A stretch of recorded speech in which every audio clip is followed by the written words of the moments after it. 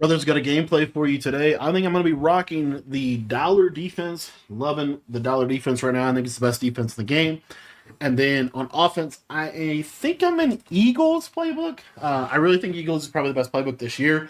If you guys want any of my full offensive or defensive ebooks, those will be available by joining our school community. And that is going to be linked in the description down below. $10 gets you access to everything that I know about Madden, college football, all my offensive, defensive ebooks, updates, route combos, coverage shells, everything you need to take your game to the next level. So if you want to check that out, again, that'll be linked in the description. Starting off, going to go auto flip off, auto limb on base, option defense on conservative, hook curls on 5. And what I like to do, just to kind of start the game, is basically just start in a basic cover 4 quarters style defense.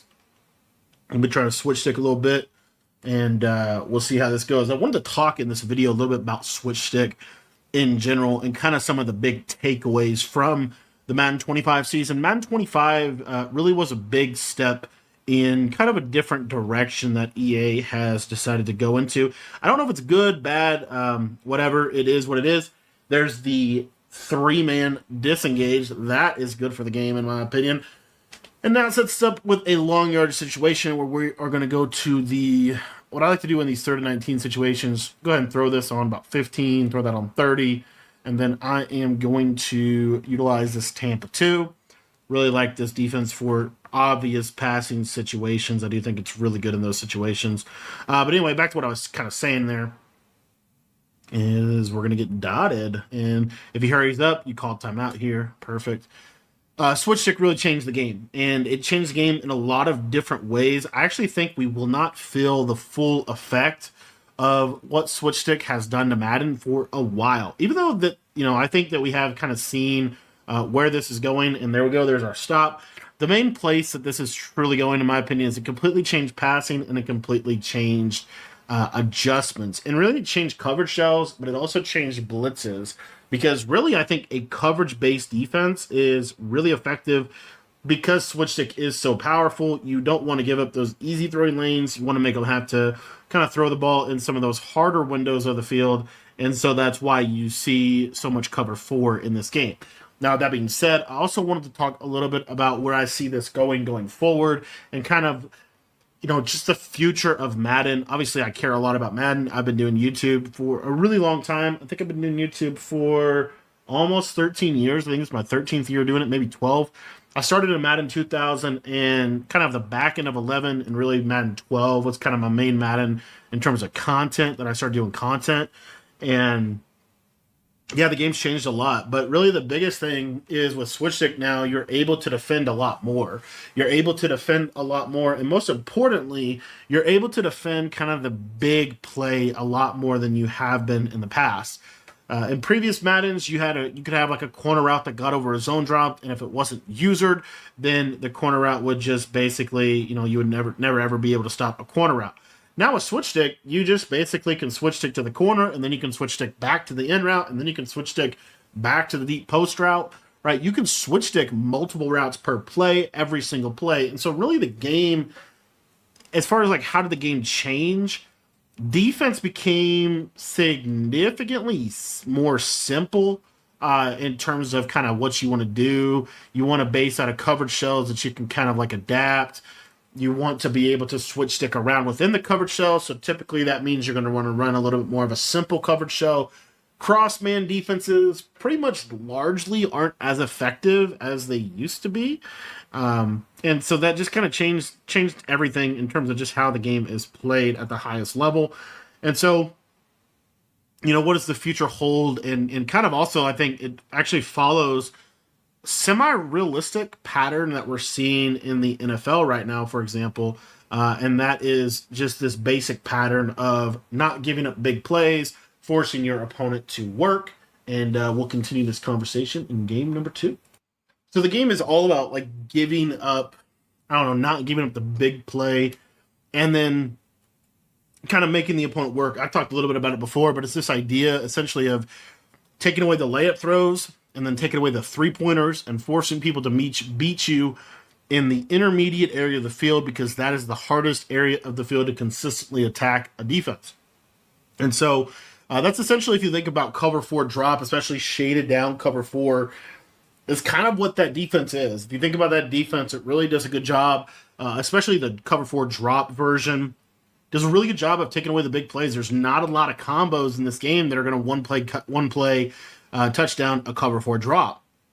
There's also simultaneously, especially with switch stick being so popular, you could switch stick any bomb, and bombs take a significant amount of time to develop. So not only do you have to have time in the pocket, but you have to have time now with the switch stick feature. You have to have time for the defense not to react to what you're doing, and so those are like massive, massive components in terms of what makes cover four really the meta and why it's such a good coverage in this year's game, and why I do believe that it's going to be probably the best coverage for a while.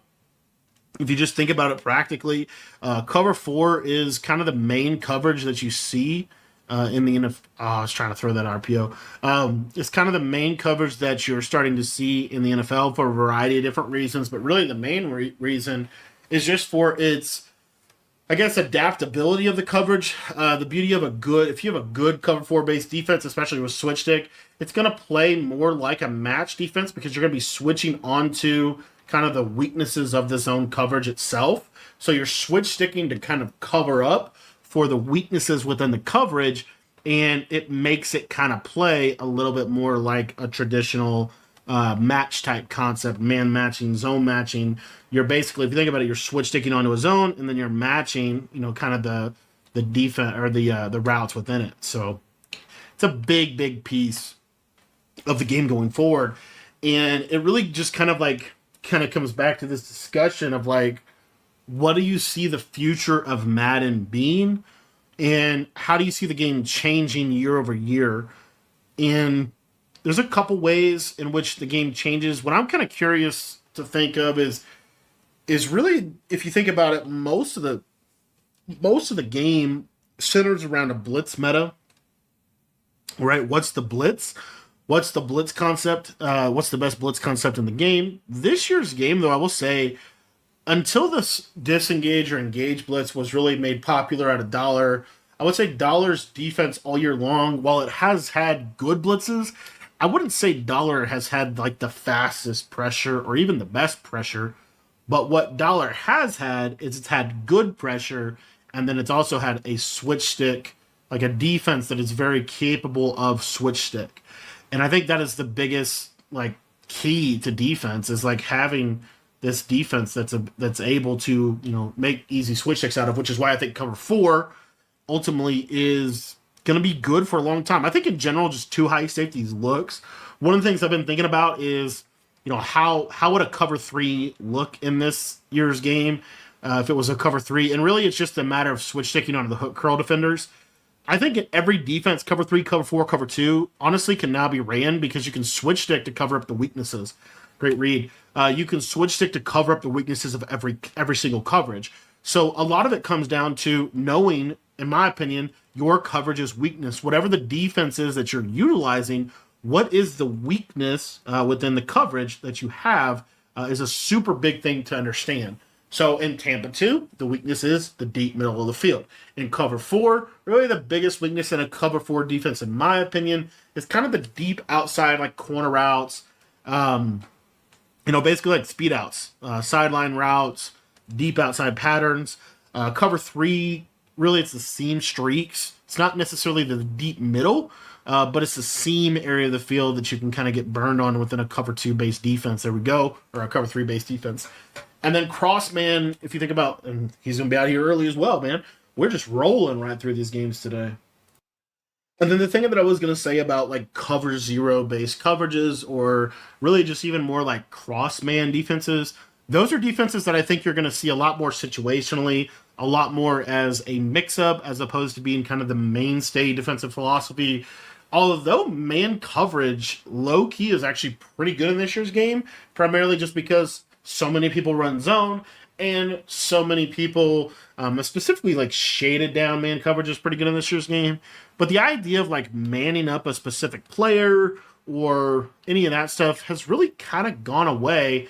And the main reason why I think that it's gone away is because you can't, I'm trying to think of the right word would be, like you can't switch stick onto that player and adapt that. So that player is relatively, it's not entirely useless, but it kind of, at its core, just becomes, it's just less effective because you can't really like, the problem is if that, let's say that receiver that they're manned up to is just a pull route or just a basic flat or something underneath, then, you know, having that player manned up is effectively kind of under, you know, not really valuable. So anyway, I just think in general, like defense, what I like about what Switchstick has offered the game defensively is defense for the first time in a while not only feels like it got improved because of Switchstick, but it also like has an ability to adjust to what the offense is doing beyond just trying to guess right? Because it's now the structure.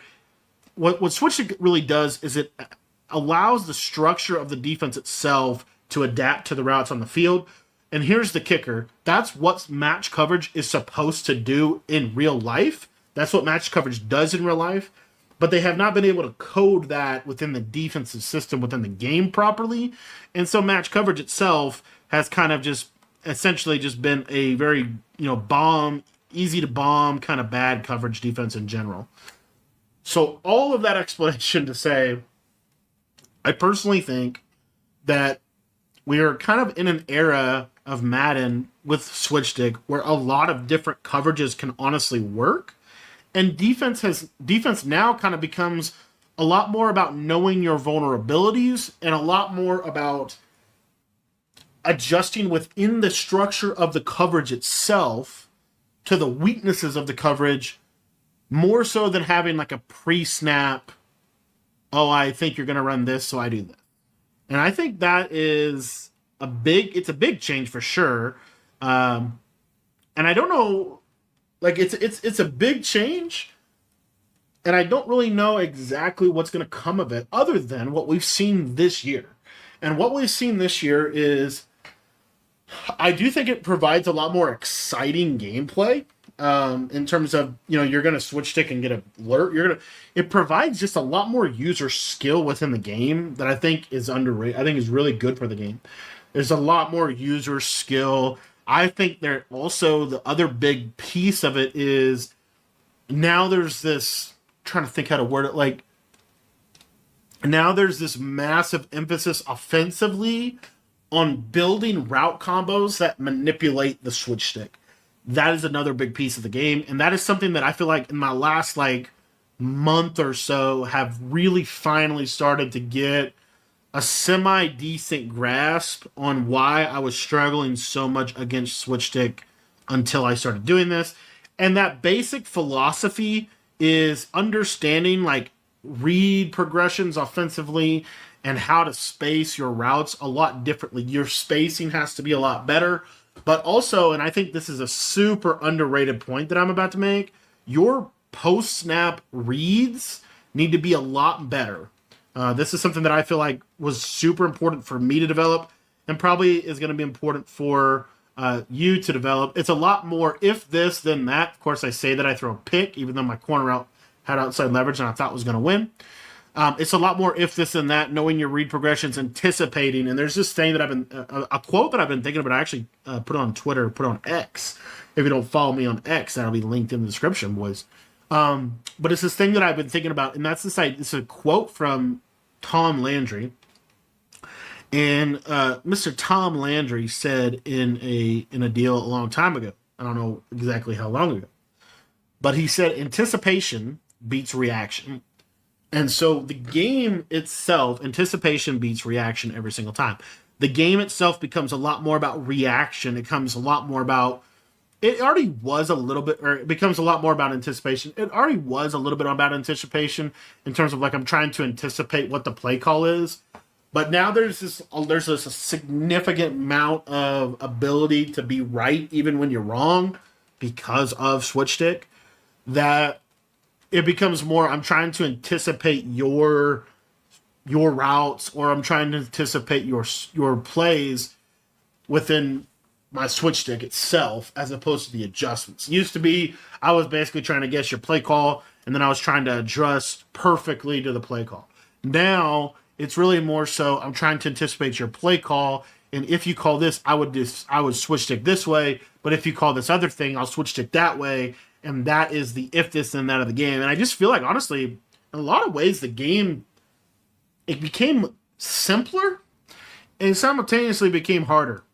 I don't know if that's what y'all are thinking, but it's kind of how I feel. I feel like this has been a fairly simple game, but I would say it's definitely harder this year, in my opinion, than it's ever been because of this.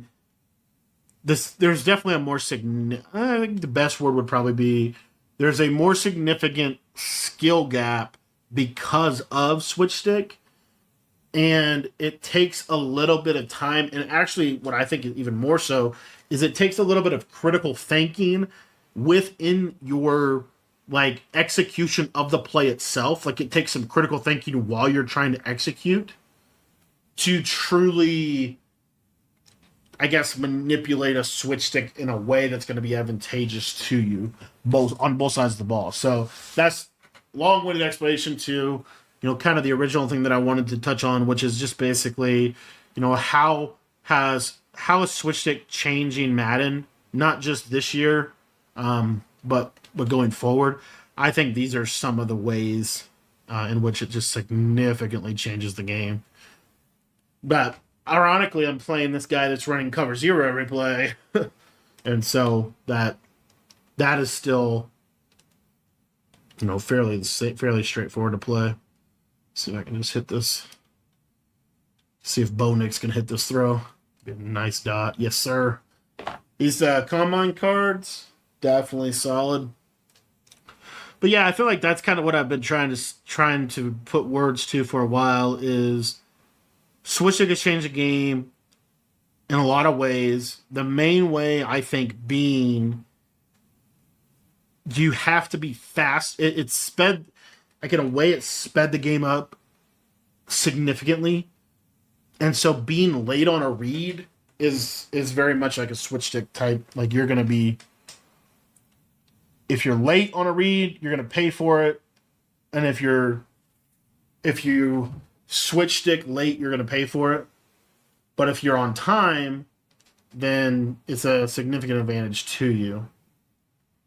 So those are some of the different things, some of the different ways in which switch stick has truly changed the game. This guy's literally going to run cover zero every play. So I don't know why I'm making the game hard on ourselves. Now, the biggest thing that I think you have to address is the way switch stick has impacted like the best offenses in the world. And I think the biggest thing is if you watch like John Beast, I would consider John Beast. Primarily John. I would consider John to be, if not the best offensive player in the world, probably right there, top 5 every year. I mean, he's just consistently one of the best offenses in the world that you're going to play.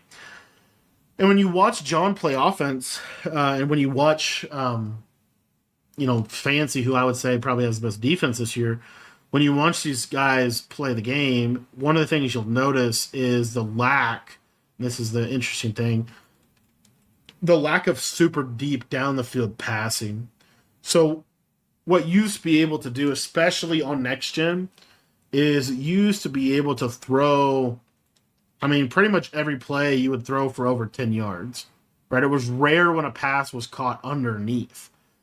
And I think one of the biggest ways that switch stick has changed the game is because you can switch stick and really close off some of those deep down the field throwing lanes, you're not seeing as many massive plays. What you're seeing, though, and this is what's, I think, interesting, kind of more so like an NFL situation, you're seeing a lot tighter throwing windows, but you're also seeing, because of how switch stick works, meaning it's like you're pretty much using like everything on the field, you're seeing more busted coverages. So kind of like in the NFL, match coverage gets busted and the player is just, wide open. That I feel like is more of what you're seeing. You're not seeing, what you used to see was just more like, oh, I had a cover 3 bomb called on this play and you called cover 3. Now it's like, oh, I had a streak and you switched it on the quarter and tried to lurk my post so my streak was open now. It's like you're catching, it's more like you're catching them, kind of like basically basically making a user error as opposed to the coverage itself being broken, which is kind of interesting to think about. That switch stick has kind of changed the game in that category. Because then, and if you look at who had the best offense in this year's game, I was going to say this too. So the player that really, it's a game that we'll never see because thanks to the quad box, which I've talked about why I absolutely despise the quad box, but it's a game that we'll probably never see because of that. It was the Fancy versus Clef Zero Chill game. Now you see some clips of that on EA's Red Zone stream, but you don't see the whole game. I watched the whole game live, but I wasn't able to really do. I don't think I did a film room on it.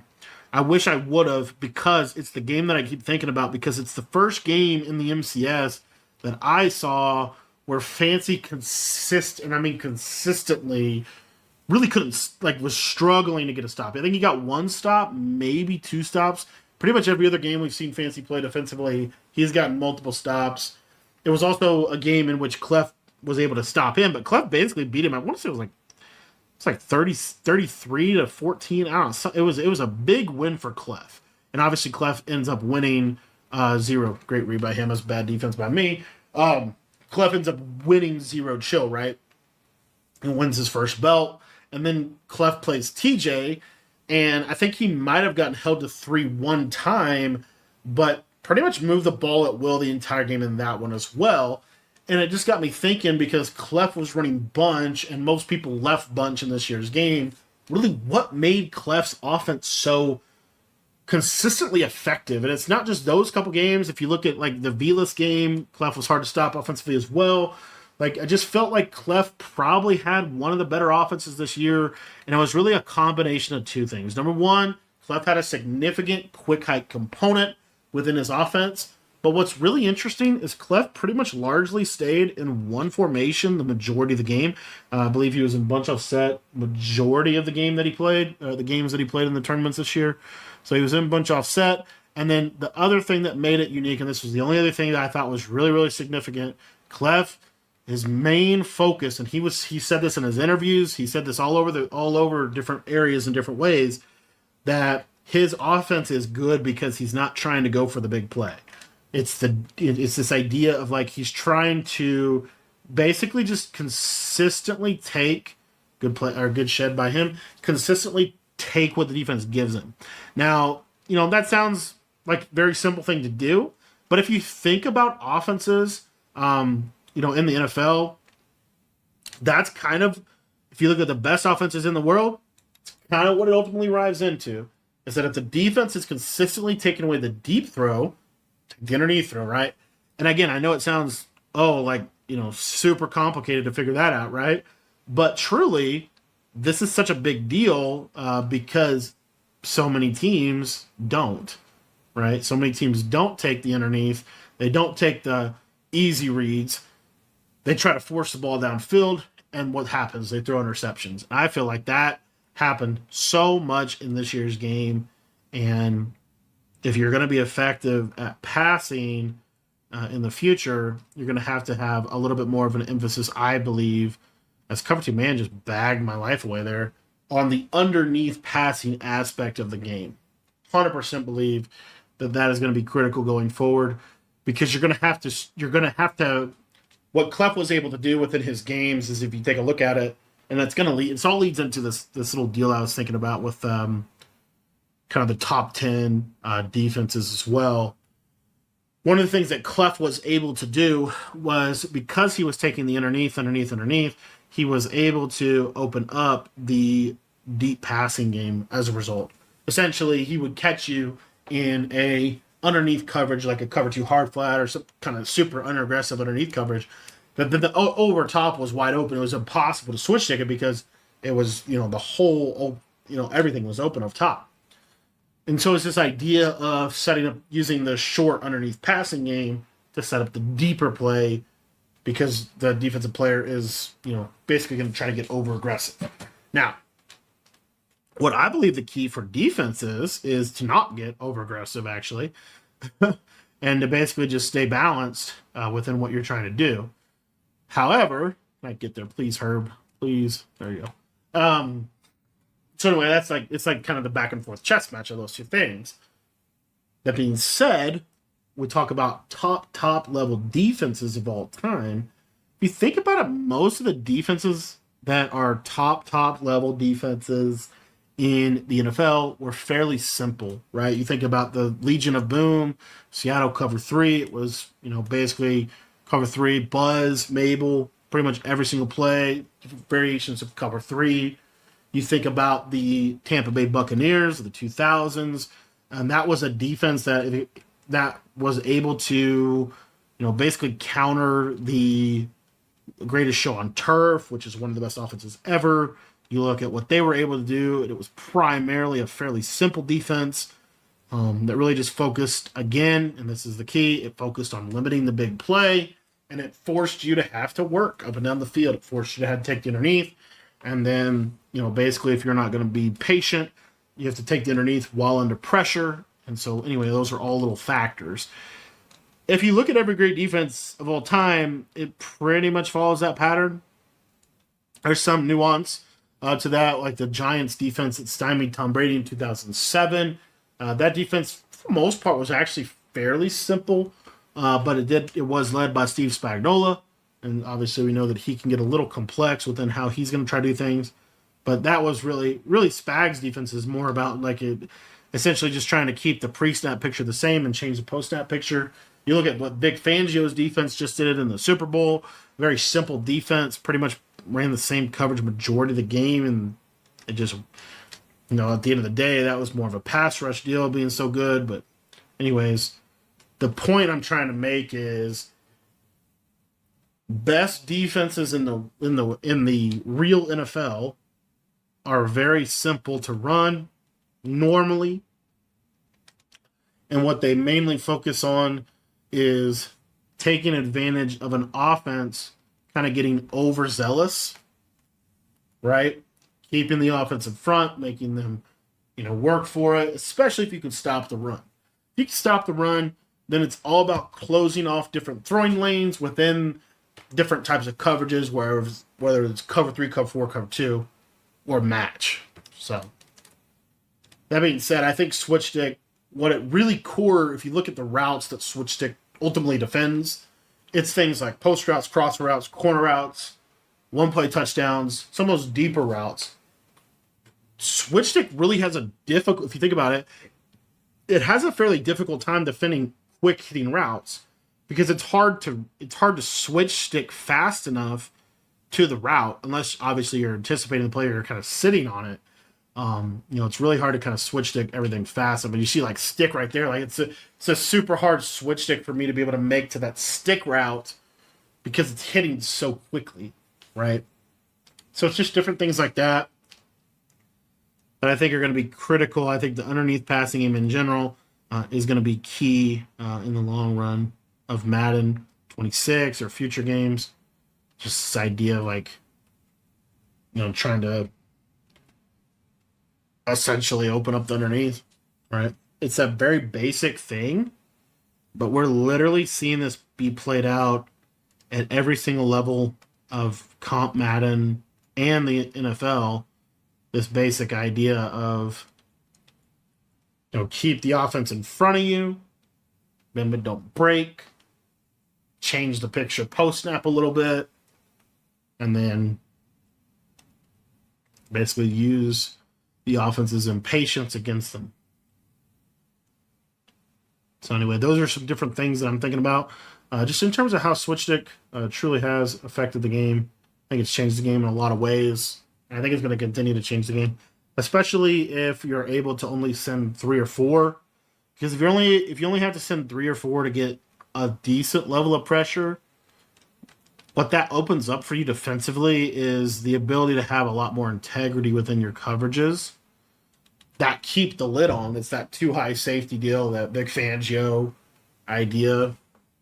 What's interesting is Vic Fangio actually plays quite a bit of cover 3 in his core structure as well. The thing that is also going to have to be discussed is just the idea of, which I do think actually matters, is this year's game was not very run-oriented. Like the run game just wasn't that good for most of the year. Next year, I don't know if that's going to be the case. I think you're going to. I don't know. We'll just see. But if the run game's good, it really changes a little bit of how you have to play defense because you have to be able to stop the run more consistently. Which in the NFL, most NFL defenses are pretty much base structure is really zone drop or zone run fit based. Probably not a good idea that I'm doing that. He just really doesn't want to guard that flat.